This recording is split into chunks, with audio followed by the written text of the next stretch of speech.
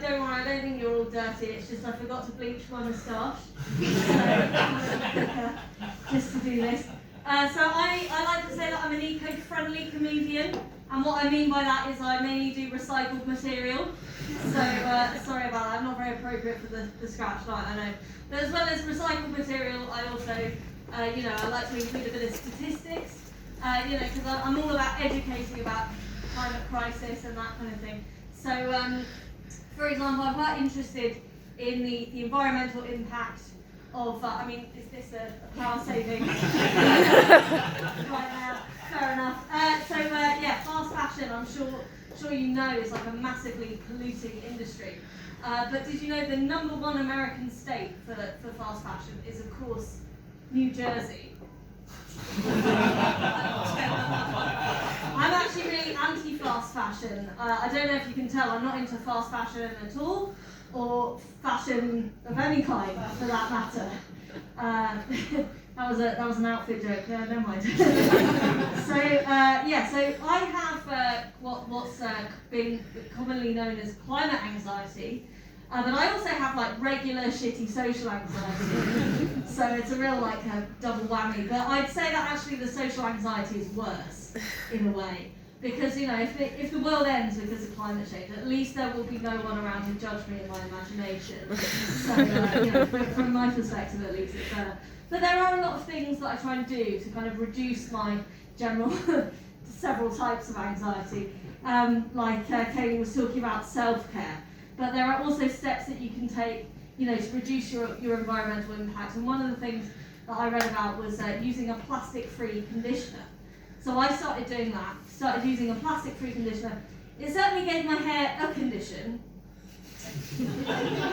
mainly dandruff, unfortunately. I wish that was a joke, but I actually had to go to the pharmacist the other day and get a special shampoo for my dandruff. And unfortunately, the active ingredient in this shampoo is genuinely coal. So it's like whilst curing the climate anxiety, just kind of rubbing a load of coal into my head. Very much part of the problem. But another thing I tried recently to kind of calm myself down was mindfulness colouring. I don't know if you've heard of mindfulness colouring book. It's really good news because it's just what the Buddha would have wanted. The path to Nirvana is actually in paper chase now. It's brilliant. But my mum bought me and my sister these mindfulness colouring books, and we were doing them together just when we went and visited her, just sat in the house doing this colouring. And you can tell it's really working because my sister was like, I've got outside the fucking lines again! So she was literally this close to reaching enlightenment. I'll show you actually what I came out with when I did the mindfulness colouring as well. So it really works, really good. Ironically, that was actually very relaxing to me, so I'll be telling my therapist about that.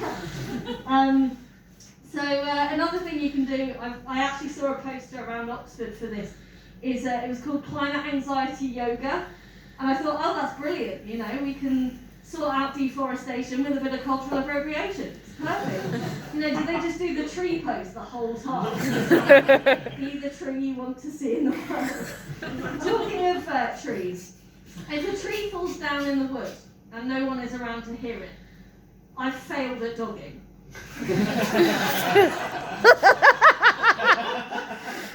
But people who do yoga, they're often, no offence, quite insufferable sometimes. Not to be massively generalising. But I've heard people who are really into yoga say things like, my body is a temple. Have you ever heard this? My body is a temple.